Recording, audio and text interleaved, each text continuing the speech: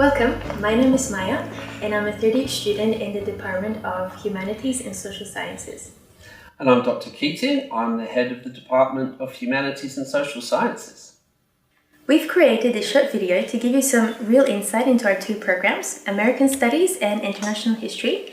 Hope you enjoy it, and if you have any questions, we'll give our contact details at the end. So what are these degrees really about? So there is some overlap between international history and American studies, but if I start off with international history, really the students fall into two kinds of categories and the degree reflects that. So some of these students are really interested in international political history. They're interested in wars, imperialism, colonialism, and those kinds of processes that link countries together. So it's international history in a very rigorous sense. And so I'd say about half the program is about those kinds of themes and issues, imperialism, colonization. The other half of the courses, and many of the students are really interested in this, is like material culture. So they're really interested in things you can touch and feel, and they're often the things that are linked to the same historical processes of imperialism and colonization. So you get this mix of courses where you study British colonization in Africa, and then also you're studying the actual material realities of that, whether it's fashion or trade goods or art and architecture that goes hand in hand with those processes. So it's like material cultural history and international political history kind of rolled together. Now, American Studies is slightly different because obviously it focuses on the Americas. But in that regard, we're really interested in, again, two different things. Firstly, the politics and history of the Americas. So again, we see a lot of the slave trade, we see a lot of politics and elections, we see a lot of social history, so women's lives in the Americas, at the same time as the material culture of the study of slavery, of the study of social history in the Americas. So that would be about half the American Studies degree. And the other half of the American Studies degree are students who are really, really interested in contemporary cultural phenomenon. So they're interested in art, music, film, television. So it's Hollywood versus alternative movie industries in the Americas, it's American television drama, it's American popular music.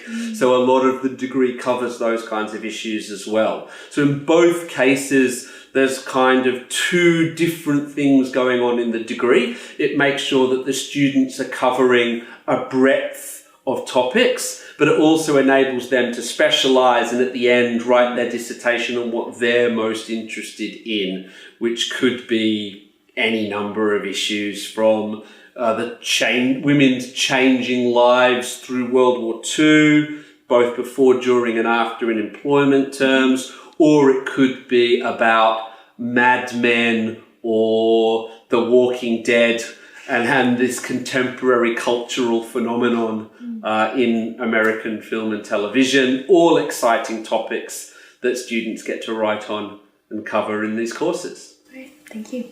So let's dive a bit deeper into what we'll study. What are some of the classes?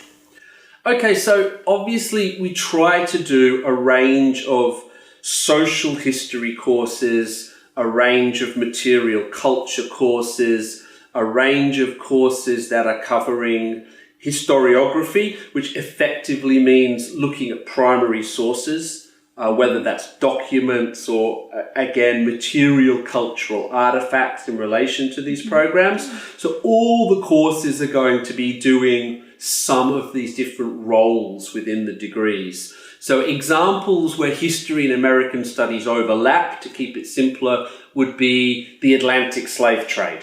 So in the Atlantic slave trade, obviously you start off in sub-Saharan Africa and you've got all these economic links that are bringing people to the West Indies, and then from there to North America and Latin America. We can kind of follow that in both historical and material cultural terms, looking at it as a social history, as well as looking at it in terms of imperialism and colonization and all those other kinds of processes. So students really get a strong thematic coverage of different types of issues in history and in American studies through those kinds of courses. Another example course would be Film in the Americas. And Film in the Americas wouldn't just be Hollywood, because we have another specialist course on Hollywood movies. Right. It would also cover alternative, like non-Hollywood cinema, but it would also cover cinema from Latin America as well, because there are some fantastic products. And so the students get to study a broad range of cultural phenomenon that comes out of the Americas. Because American studies might primarily be about the United States of America, yes, but we make sure that we also look at Latin America, Central America, the Caribbean, and in some cases Canada as well. We have a Canadian professor who's very keen on that. So the focus is on the United States of America, but we try to show that in the context of the broader Americas, but also in terms of the links between the Americas and the rest of the world. And that's why there's a strong theme with imperialism and colonization. And one of the capstone upper division courses is Culture, Power and Empire. And that really summarizes what the history and the American studies students are kind of ending up with. So we're studying empire and imperialism, and that will cover historical empires as well as the British Empire at the time, which leads to the slave trade and all those impacts on the United States of America and on Central and Latin America as well, at the same time as studying imperialism as a cultural form, which produces cultural artifacts and specific types of material culture. And so both the American studies and the international history students, really, they kind of peak in this cultural study of imperialism, if that makes sense. Yeah. Thank you. And how are these classes assessed? So in American studies and in international history, there's a real emphasis on primary sources. And so you'll see a lot of courses where students are given, maybe they're given art, or they're given music, or they're given historical documents, or they're given bits of material culture. And then it's about the ability to analyze and use frameworks for understanding these cultural artifacts. And that's a really important part of the way assessment works. Obviously, historically, there's lots of essays and exams in these courses, but we've tried to move away from that. So there's a lot less essays, a lot less exams, and a lot of kind of alternative structures. So in History of London, there's a lot of getting out there and actually looking at London and being in London and doing critical reflection on those things. In History of Fashion, which is a really good course, students have to visit an exhibition and write about it. One of the key exhibitions that students visited was a history of fans. And so fans started out as like a weapon in ancient China that then by the 18th century is a fashion item in France. And so they go to the exhibition and they have to write not just about the history of fans itself, but also about the exhibition itself, how the material is presented in layout terms. So there's some really interesting types of assessment once you start realizing that you're doing degrees that are not in the classroom. These are degrees where you're out there in London, in the museums, in the galleries, looking at the architecture. London itself is like a giant museum. It might not be as clear as Rome in terms of it being a giant museum, but the architecture, the wake of the Great Fire, all of that is there as material culture for students to kind of engage with and study. And that's how assessment is structured and reflects to a large degree. Can you tell me more about internships? Do you recommend that students take one, and if so, when is the best time to do that? We do like students to take an internship. They don't have to, but the opportunity to demonstrate skill sets in the real world. So we try to teach transferable skills in these degrees, and you can see from the success that students have in these internship programs how well they're doing in terms of the transferable skills into the workplace. There's been lots of really good opportunities that students have taken. So in international history, students have done internships in a range of museums and galleries and art galleries. In American studies, it's similar, but there are also cultural internships working in film and TV. And students have just had such good experiences. And historically, the way in which internships can lead students directly into work is another reason why we really encourage this kind of thing. In terms of like what students do when they graduate, many history students have gone on to do further specialised master's degrees programs, and some of them do work for museums, galleries, archivists. But history and American studies are not professional degrees like if you study dentistry, you become a dentist. People that do these degrees then are opened up to a range of different career opportunities. In the media, in business, in the third sector, NGOs and charities, for a range of different organisations. Students just take their degree where they want it to go at the end of the day. And so we do have a strong alumni network, and you can see how students have built their kind of post-degree careers, and we can use those students as a way of allowing the new students to see what opportunities there are for people.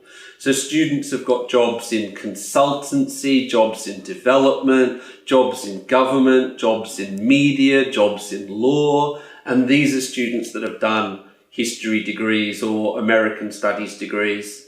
It's strange, like when you see some of the data, like history degree students are actually some of the most well-paid graduate students, and it's precisely because a very small number go on to work as historians. Most of them are simply going out into the world with this very diverse skill set. And obviously we try to do a lot of work on digital history as archives become digitalized. So there's an increasing overlap between these degrees and digital skill sets that we also think is really helpful for students.